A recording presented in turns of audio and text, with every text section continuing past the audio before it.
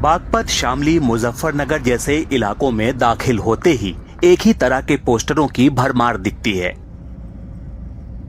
चौधरी चरण सिंह को भारत रत्न दिए जाने का आभार वाले पोस्टर। ये पोस्टर सिर्फ आरएलडी ने नहीं बल्कि बीजेपी नेताओं ने भी लगवाए हैं। राष्ट्रीय लोक दल आरएलडी और जयंत चौधरी का गढ़ है बागपत का बड़ौत। इस वक्त हम बड़ौत में ही मौजूद हैं और एक तरह से अब बीजेपी और आरएलडी के साथ आने की खबरों के बीच यहाँ के जो स्थानीय लोग हैं, आरएलडी के कार्यकर्ता हैं, उनमें भी सुगबुगाहट तेज हो गई है। आरएलडी और बीजेपी के बीच अब गठबंधन की जो बात है, तो दोनों पार्टियों के साथ में आने के बाद फायदा किसका होगा? बीजेपी का। आरएलडी का नुकसान होगा? क्या नुकसान होगा? उसे राजनीति खत्म कर देगी बीजेपी उसकी शर्त नहीं मानने, जब उसकी शर्त मानने का उसका फायदा होगा। उसकी शर्त है अग्निवीर खत्म करो, एमएसपी कानून लागू करो। आप किसके समर्थक हैं? जयंत के। अच्छा, लेकिन आपको फिर भी लगता है कि आरएलडी का नुकसान होगा? हाँ। यही तो। ऐसा क्यों? हमें पता कि भारतीय जनता पार्टी छोटे दलों खा जाएगी, वही काम है इसका। तो जो आम कार्यकर्ता है आरएलडी का, वो समर्थन करेगा इस चुनाव में अपने नेता का या उम्मीदवार? अपने नेता करेगा। हाँ। इसका नहीं करे बीजेपी का। अच्छा, लेकिन मान के चलिए आरएलडी को यहाँ से टिकट मिल जाएगा तो अपने नेता का तो करेगा। अपना नेता करेगा, है ना? नेता का करेगा अपने। और चुनाव में मुद्दे क्या होंगे? एक तरह से अब जैसे चौधरी चरण सिंह को भारत रत्न मिला है, तो उसका क्या असर होगा?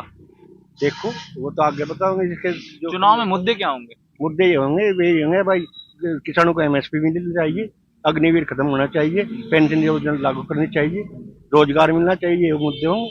पार्टी तो हमारी लोकदल ही है, लोकदल ही रहेगी भला जी। हाँ। लेकिन हमें आत्मिक दुख है। हाँ। अब हमारे लीडर ने जो निर्णय ले लिया, हाँ। उससे जो हमसे भी बुजुर्ग लोग हैं ना, वो बेहद खपा हैं इस निर्णय पे। हाँ। उनके इस निर्णय पे बेहद खपा हैं।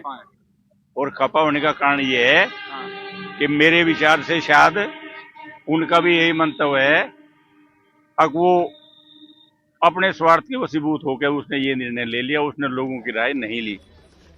आरएलडी चीफ जयंत चौधरी ने उधर दिल्ली में इंडिया गठबंधन छोड़ एनडीए में शामिल होने का ऐलान कर दिया। मैंने अपने सभी दल के विधायकों से बातचीत की है और बातचीत कार्यकर्ताओं से की है और उसके बाद ये फैसला लिया। ये फैसले के पीछे ऐसा नहीं है कि कोई बड़ी प्लानिंग रही हो या बहुत समय से हम यही सोचे बैठे हों। बहुत कम समय में, अल्प समय में फैसला हमें लेना पड़ा। साल 2020 में किसान आंदोलन हो या 2022 की अग्निवीर योजना, जयंत चौधरी ने मोदी सरकार का जमकर विरोध किया, लेकिन अब वो बीजेपी के साथ हो गए हैं। पश्चिमी यूपी के जिन किसानों ने गाजीपुर बॉर्डर पर डेरा डाला था, वो भी अब बीजेपी और आरएलडी के साथ जाने का समर्थन कर रहे हैं। किसानों का क्षेत्र है। हम तो 3 पीढ़ी से चौधरी चरण सिंह के परिवार के साथ लगे हुए हैं आरएलडी के, और सरकार में अब उनका गठबंधन होने जा रहा। अब तमाम संगठन और सर्व समाज, हमारी जो खापे हैं, वो सब आरएलडी के साथ हैं। इस वक्त हम बागपत के बड़ौत में मलकपुर चीनी मिल के पास मौजूद हैं और जो पीछे किसान आप देख रहे हैं, ये सारे गन्ना किसान हैं जो कि मिल में अपना गन्ना लेकर पहुंचे हैं। उनसे समझेंगे कि जब अब आरजेडी, एक तरह से राष्ट्रीय लोक दल और बीजेपी के गठबंधन की बात तेज हो रही है और जो गठबंधन है वो फाइनल स्टेज में पहुंच रहा है, तो यहाँ के जो आम लोग हैं, जो किसान हैं, उनका इस गठबंधन पर क्या कहना है? सर बताइए, आपका क्या नाम है? राम कुमार। ये बताइए कि आरएलडी और बीजेपी का एक गठबंधन होने जा रहा है, इस पर जो किसान है यहाँ के बागपत के, पश्चिमी उत्तर प्रदेश के, उनका क्या कहना है? उनका ये कहना है ठीक किया जो ये तो पहले ही कर लेना चाहता था गठबंधन। फायदा होगा आरएलडी का? फायदा होगा। हाँ। और बीजेपी ने, बीजेपी को भी फायदा हो, दोनों को फायदा होगा। किस तरह से? दोनों एक जगह हो गए तो वोट से सीट ज्यादा मिलेगी, वोट ज्यादा बढ़ेगा, वोट परसेंट फायदा होगा, सीट मिल जाएंगी 2-4। और समाजवादी पार्टी के साथ लड़ने में? समाजवादी पार्टी में तो बर्बाद कर दी समाजवादी पार्टी ने, तो गुंजू में पहुंची थी पार्टी। गन्ना किसानों का जब पेमेंट नहीं हुआ है, वो गठबंधन करने जा रहे हैं, तो आपकी नाराजगी नहीं होगी? नहीं, नाराजगी तो होगी हमारी, पर हम दूसरे जिता के अंतर भेजेंगे, फिर वे हमारी बात वहां धरेंगे लोकसभा में। आप जिता के भेजेंगे, फिर वो आपकी बात रखेंगे।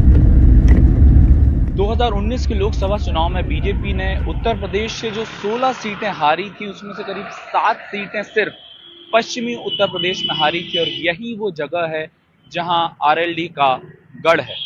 आरएलडी के साथ आने से बीजेपी को अपनी उन हारी हुई सीटों को जीतने के लिए एक बड़ा vote bank, Jat vote bank के रूप में मिलने जा रहा है। तो इस गठबंधन से बीजेपी का भी बड़ा फायदा है। जो भारतीय जनता पार्टी का कार्यकर्ता है वो अपने जो नेतृत्व है उनके निर्देशों के अनुसार उन नीतियों को जो भी पार्टी मानने वाली है उन सबका स्वागत है। और जो भाजपा का स्थानीय कार्यकर्ता है वो बहुत इस फैसले से खुश है, उसे किसी प्रकार की कोई शिकायत नहीं है। राजनीतिक जानकार बताते हैं कि पश्चिमी यूपी में आरएलडी को साथ लेने से जाट बिरादरी एकजुट होगी और बड़ा फायदा बीजेपी का होगा।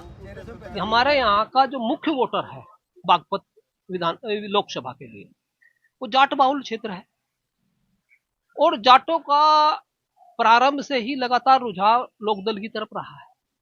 पिछले कुछ समय में कुछ वोटर्स जरूर भाजपा की तरफ खिसके हैं।